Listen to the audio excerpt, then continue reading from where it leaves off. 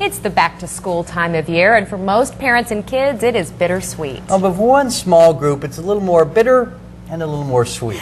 For kindergarten parents, it is a first day, a milestone they dreamed about, hoped for, maybe even dreaded just a little bit, but definitely will never forget, especially those parents for whom this is their one and only first day.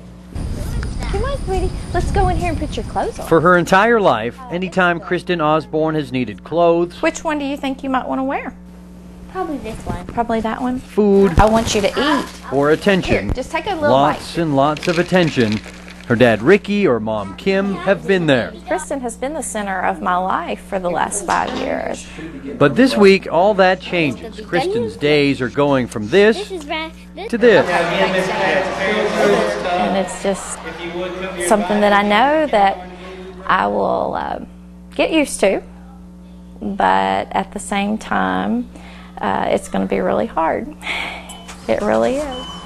But who has it the hardest? Kristen seems ready. It's going to be fun, and I can't wait to go. But for mom and dad, it's a little different. It's very emotional. They'd been married 19 years when Kristen came along. For them, this is a day they wanted for a long time. And for a while, weren't sure they'd ever see. You know, we waited. Our last 5 years have just been focused on her because we were so excited about her. And she has brought us so much joy. It's that joy so many parents wanted to capture as the first school bus arrived. A picture here, a wave there, and another school year is underway for most parents. So it took my baby away. But for many kindergarten parents, that's not quite enough. You can't turn off 5 years of nurturing like a switch. The first day requires a little more attention. Here's your class, right here. A few more pictures, a few more tears from both parent and child, and then it's time. Bye, sweetie. The kids have a new teacher and guardian, at least for a little while. The question is, who's looking forward most to that final bell? I'm going to be watching the clock. I bet she is. Yes, she was. A lot of parents were. Well, Kristen goes to the same school as my son Jackson. They have what's called a boo-hoo breakfast for the parents. For after the kids go to the classroom, it's filled with two things, donuts and a whole bunch of tissue paper. Which has got to make things at least a little bit better. It does, it helps. But you saw a lot of red eyes out there. But you know what? The kids did great. Those teachers really know what they're doing. They get them in there and then get them out, get them started. Such a milestone in your life. Well, lifeguards save lives every day, but it's not every day that a swimmer changes the life of a lifeguard. A moment of youthful exuberance led to a misunderstanding, which inspired a small act of kindness. Scott McGee shows us why this small thing is exactly what can spark big changes in our world. It's no secret, kids love swimming pools, and 6-year-old Cassandra Myers is a kid. She just loves water. But she, like most of these other kids, can love it a little too much sometimes. That's why they have lifeguards like Dylan Glidden. People's lives are actually on the line. So to protect those lives, they are armed with a steadfast, sunglassed gaze and a few other weapons. The whistle, a series of well-known commands, both verbal and nonverbal. But it's the whistle that keeps things here running so swimmingly. Off the road! This is Dylan's 4th year as a lifeguard here at Metropolis Pool, and the system worked fine until recently when he met Cassandra. I started blowing my whistle at her, and she wouldn't turn around or even acknowledge me. And then her brother tapped her and yelled at me, said she's deaf, and I felt bad about it. And this is where our story deviates from typical behavior, especially by an 18-year-old. Rather than merely apologize for that misunderstanding, Dylan decided to make a friend. But Dylan realized if he really wanted to be her friend, he was going to have to learn to be her friend. Because if no one takes the effort to learn her language, then who can she communicate with in the real world if no one takes that effort? And what an effort it's been. That night, he went home and studied sign language till 5 a.m. In all, some 30 hours he spent learning to communicate to Cassandra in a way no whistle can. She became my best bud. Really great. It's really great that he did it. Cassandra's grandmother is overwhelmed by the gesture. I didn't expect that out of nobody. You are the best man! Thank you. But Dylan gained more than just a friend here. He also got some perspective on his future. When I met her, it kind of sparked the interest that my career, I want to go into special education.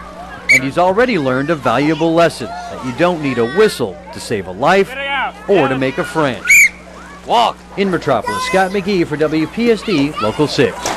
Well, Cassandra is totally deaf in one ear, but does have about 20% hearing in the other. However, she can't wear a hearing aid at the pool. As for Dylan, he starts his freshman year at Shawnee Community College in the fall. You're watching WPSD Local 6.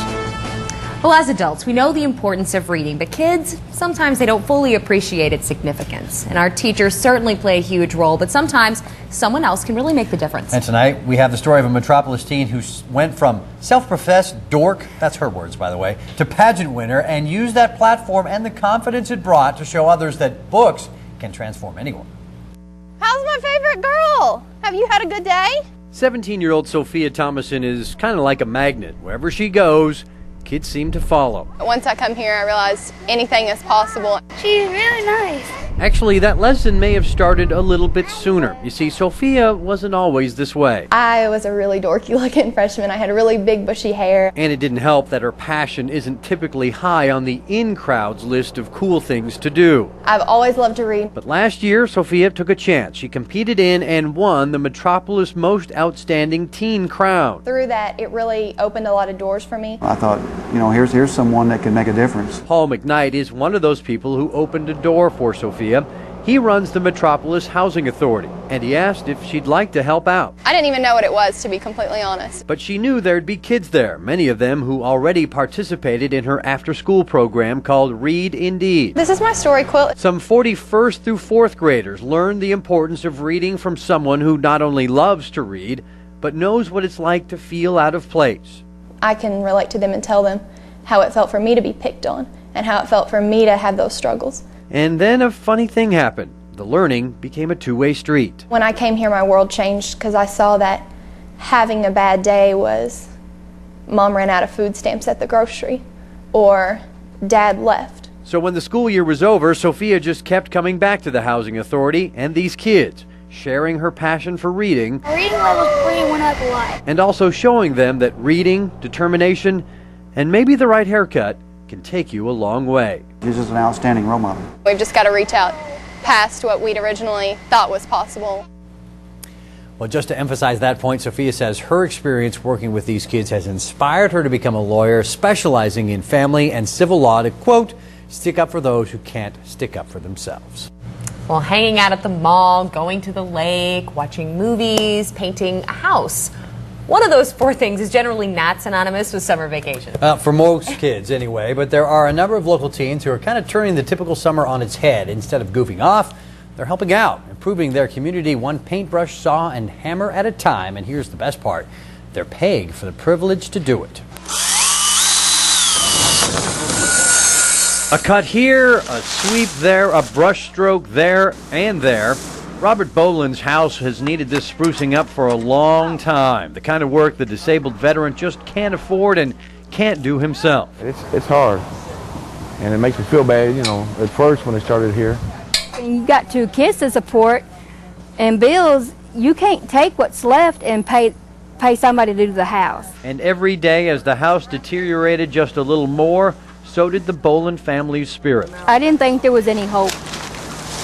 But sometimes hope comes from a most unsuspecting place. I have paint. I have my bucket. These high school kids from the Graves County Churches of Christ are turning summer vacation into a summer vocation. All right, got it done. Fixing up the homes of people who can't fix their own. And it helps them realize that there are people less fortunate than they are. Number 2, it shows them how fun serving others can be. Yeah, I like doing it. This is my 2nd year. And make no mistake, this is hard work. In this case, painting an entire house. Okay, and a few legs, feet, maybe some sideburns. Some of it's fun, some of it's hard work. And here's the craziest part. For the honor of providing that hard work, these kids aren't even volunteers. They pay $25 each, money they use to buy these supplies. It seems like a selfless act, but it helps you sleep better. It makes you feel like that your day is complete. And another funny thing happens as the outside of this home improves. It looks wonderful. So do the insides of the people who live here. It's changed my attitude a lot of around people, and they made the house come alive. And in the end, everyone is better off. I may go on vacation or something, but honestly, this means a little bit more. Everybody say cheese! These children are showing me there's life out here. You just got to go out here and find it. Well, about 50 kids participated in the program. It's open to anyone in Graves County who needs this kind of help. Just contact the Graves County Church of Christ. It's just amazing the work that they did. Nice job. And it's neat that they really want to do it, you know, that they're not being pushed into doing it. They wanted to do it, and they did a great job. It says a lot